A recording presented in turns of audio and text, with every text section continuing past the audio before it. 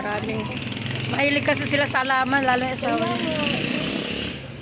Tignan mo yung elephant ear ko, lalaki. Asan na? Oo. O, diba? Ang dami niyang halaman, oh. Tignan mo, oh.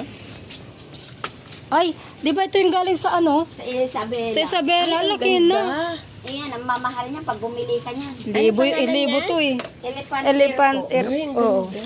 Eh, mas maganda yung, yung ano niyan. Ito yung rubber tree. Ito yung mahal. Libo yan eh. Libo yan, oh. Oo. Ito, yung nandoon sa ano, sa...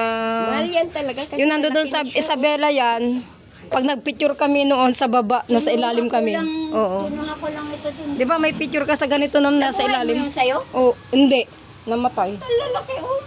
Namatay sa akin. Eh. ang galing. Ito yung galing kina Brian. Tignan mo, ang dami na niyang saringit. Ay, oo nga. Minarkot ko, baka mabuhay pa yan. Ito ah. Minarkot ko nga, pero ito, nag-ano na.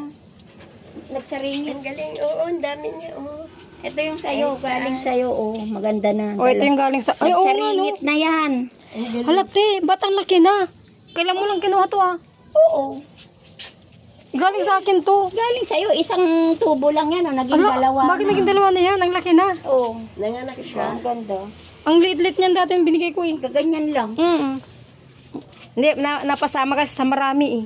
Kaya ang bilis lumaki. Ang mga tipan.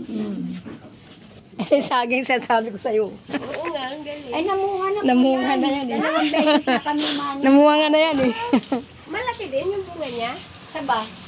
Yung katulad nung ano, yung mga natural din na saging, pero maliit lang yun siya. Nakadalawang bunga yung pinya, di ba? Tapos mamunga pa rin. Ano Oo. yan? Mamumunga yan pag Ilang beses na yan. Ayan.